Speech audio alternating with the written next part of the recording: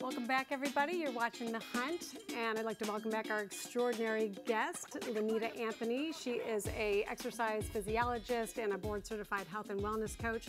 Lenita, welcome back. Thank you.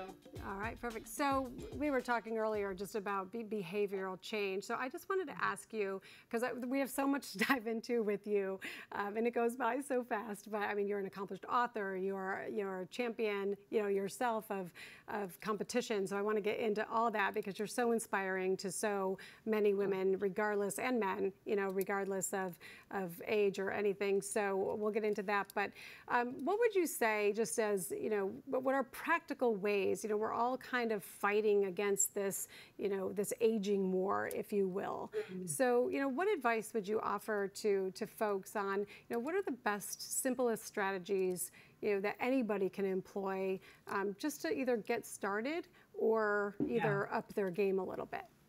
Yeah, well, I think, identifying your why is a really good starting place.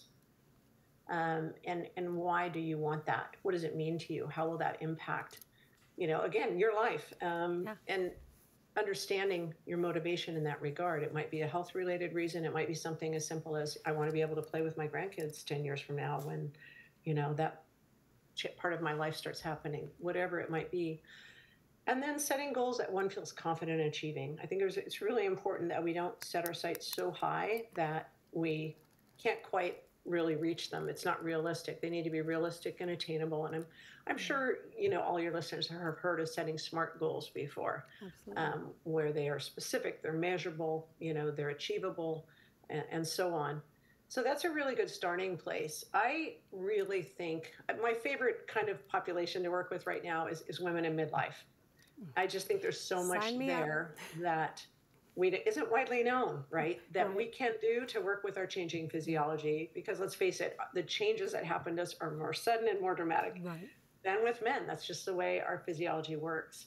And it can be overwhelming, and it can be sort of depressing for some women, especially when they feel a little lost. So I really do find knowledge is power.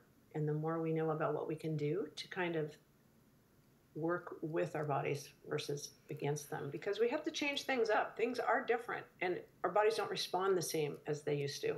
And there are good physiologic reasons for that. And once we understand them, there's better approaches we can take.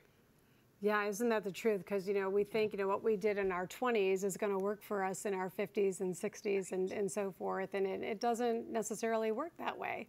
Yeah, that's really true. Yeah. I love what you said in the beginning, and that is defining your why.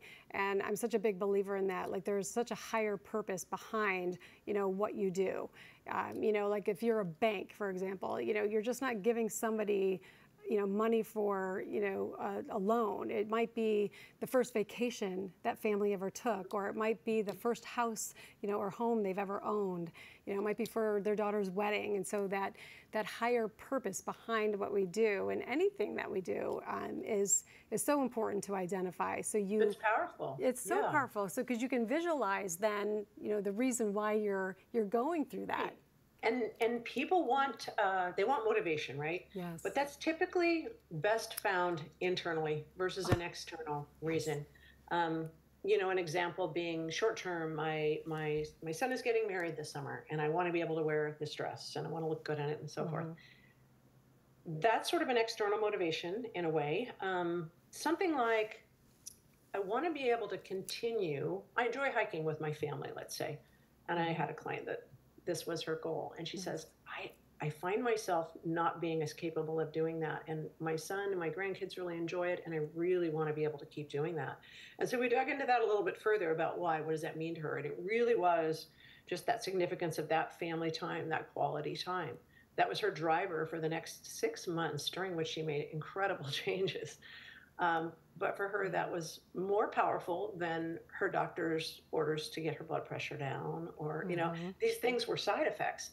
But had we just focused on that, I'm not sure the follow through and the motivation from within, that intrinsic drive, would have been there as significantly for her. Yeah. And do you find that, you know, in any, I feel like in any continuous improvement process, you know, recognition and celebration is so important of a step that you cannot forget about. So is it just so fun to be able to celebrate, you know, the wins with your clients? Because I can't imagine that's got to be so motivating for you to keep going and doing what you're doing.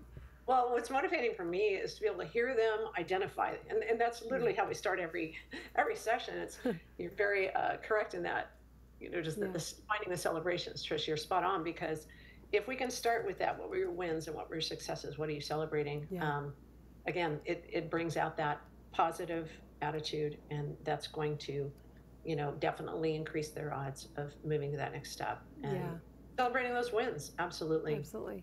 By the way, how can people get in touch with you if they want to? Is that an opportunity? So for now, probably the best way is email. Okay. Yeah.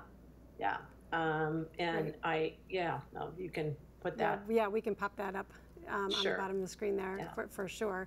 No, that's great. Okay, so let's talk about Challenge Athletes Foundation. I mean, you've been so instrumental, you know, in that cause. And you continue, I mean, it's a ride that goes from, I think, San Francisco down to San Diego, California, and challenged athletes, and you've been a big part of that. It's been really, really fun being involved, but it's definitely near and dear to my heart. The Challenge Athletes Foundation helps provide grant money for people with physical challenges and disabilities who want to participate in sport. And when I think about how fortunate we able-bodied humans are to be able to do the things we do, and how sometimes we take it for granted, it's just so awe-inspiring to watch these athletes who have had physical challenges that are so significant at times, whether you know, it's a loss of a limb, or maybe some of them were actually born with a birth defect of some sort, that they need prosthetic limbs, they need devices like wheelchairs or hand cycles to be able to participate. And the work they're willing to put in, and again, that positive attitude, that I can do attitude that they display, that is just so awe-inspiring and contagious. And I'm sure you're such an inspiration, because you yourself are just an amazing athlete. So you've got a competition coming up in September. We just have about 30 seconds left or so. But tell us about your competition. It's the human-powered vehicle challenge speed record this fall. 5 women, by the way, all of us are, 4 of us are grandmas, average age is 59. So women, don't think you have to stop. We're trying to set a world record in September, and we did a trial run in the desert, and we've already broken it, so we're on track. So yeah, Battle Mountain, Nevada. It is so incredible. 5-person incumbent cycle. Yeah, well, you're definitely going to have to come back on the show and talk to us about that. I mean, I could talk to you for a whole hour just about behavioral changes and motivation, people. I mean, we got to come up with something else. And maybe you can come in the studio next time. That would be so great. That would be awesome, Trish. Awesome. Thank you so much, folks. You've been watching Lenita Anthony. She is an extraordinary health and wellness coach. We'll make sure you can get in touch with her. Thanks to everybody today. Thanks to the crew. Thanks to the audience.